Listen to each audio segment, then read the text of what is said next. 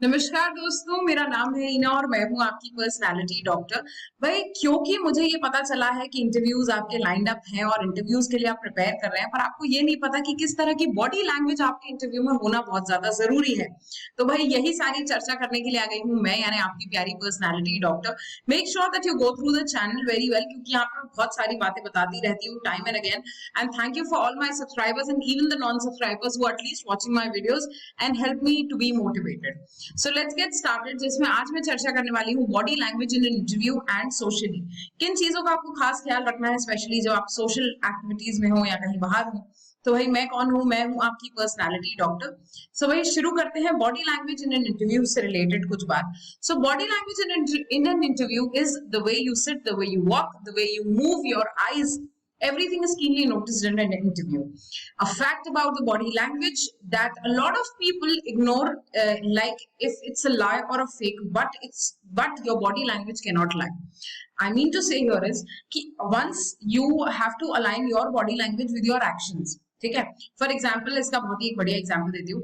जैसे कि बॉयफ्रेंड मुझसे कहता है कि भाई, मैं आपसे बहुत प्यार करता हूँ, मैं आपसे बहुत प्यार करता हूँ, but at the same time मुझे ये पता चलता है कि उसकी गर्लफ्रेंड कोई और है, या वो छुप छुप के फोन पे बात कर रहा है, यानी उसकी बॉडी लैंग्वेज जो है वो उसके एक्चुअल वर्ड्स के साथ मैच नहीं कर रही है ना। तो ये एक बहुत बड़ा प्रॉब्लम है। तो अगर आपकी बॉडी लैंग्वेज आपके काम के साथ मैच नहीं करती, तो अगेन ये एक बहुत बड़ा प्रॉब्लम है।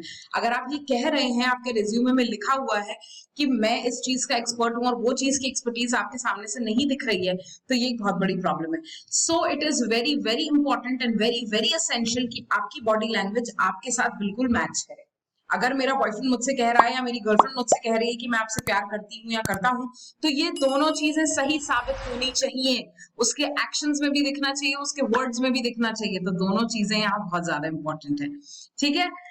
नेक्स्ट जाते हैं भाई, ऑब्जर्व द इंटरव्यूअर। आपको कुछ चीजें अपने इंटरव्यूअर के बारे में भी ऑब्जर्व करना बहुत ज्यादा जरूरी है, क्योंकि उससे ये पता चलेगा कि भाई इंटरव्यूअर आपको कैसे सुन रहा है और क्या आपके बारे में देख रहा है। सो ये बहुत ज्यादा जरूरी है कि आप एट द सेम टाइम अपनी आंख, अपना दिमाग, अपने कान सब कुछ खुला रखें, ताकि आप इस चीज को नोटिस कर सके कि आपका इंटरव्यूअर जो है आपके बारे में, आप उसको कैसे ऑब्जर्व कर सकते हैं, ताकि आपको ये पता चल सके कि आपका इंटरव्यू में सिलेक्शन होगा या नहीं होगा।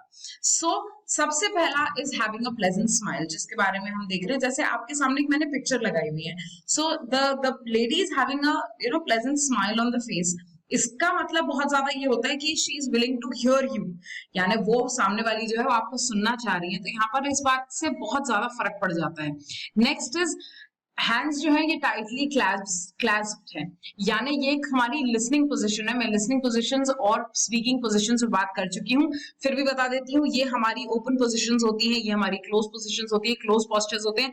ये हमारी ओपन पोजीशंस है। इसका मतलब ये है कि यहाँ पर हम बोलने को तैयार हैं, यहाँ हम सुनने को तैयार हैं। तो भाई, ये जो लेडी बैठी हुई है आपके सामने, ये आपको सुन रही है और उसी के साथ साथ अपना हेड नॉड कर रही है। ठीक है।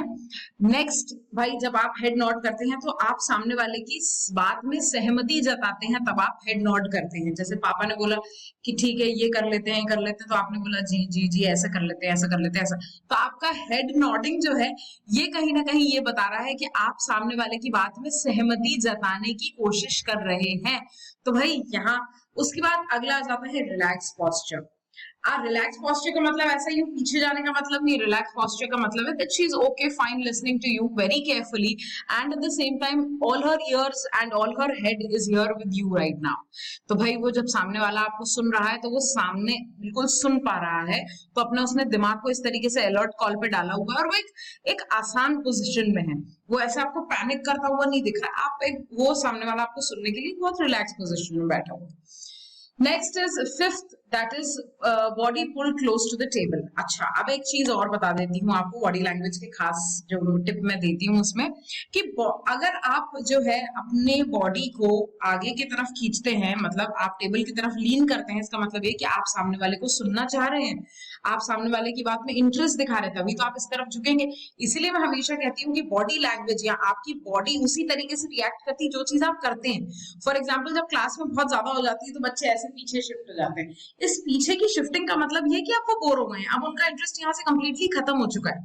But at the same time अगर सामने वाले का इंटरेस्ट है तो अपन भी ऐसे करके सुनते हैं, ऐसे करके देखते हैं, ऐसे करके उसकी बात सुनते हैं और कोशिश करते हैं टेबल के ऊपर आने की या टेबल के तरफ आने की। सो भाई अगली बार जब भी इंटरव्यू में जाएंगे तो अपने इंटरव्यूअर को भी ऑब्जर्व करेंगे और बने रहेंगे मेरे साथ, यानी आपकी प्यारी पर्सनालिटी डॉक्टर के साथ। मैं इसी तरह के टिप्स के साथ आती रहूंगी आपके पास बॉडी लैंग्वेज से रिलेटेड, और इसमें मैं इस सीरीज में काफी सारी body language in an interview को लेकर चर्चा करती रहूंगी। तो मैं आशा करती हूँ कि आप मेरे साथ पार्ट 2 में बने रहें। बहुत सारी वीडियोस मैं ऑलरेडी बाहर ट्रांसमिट कर चुकी हूँ, so I would really really want कि भाई आप मेरे इस फ्री जो हमने चैनल शुरू करा है इसका प्लीज प्लीज आप बहुत ज्यादा यूज करें, समझें कि कहाँ आप गलत हो रहे हैं, क्यों आपके इंटरव्यू में सिलेक्शंस नहीं हो रहे हैं।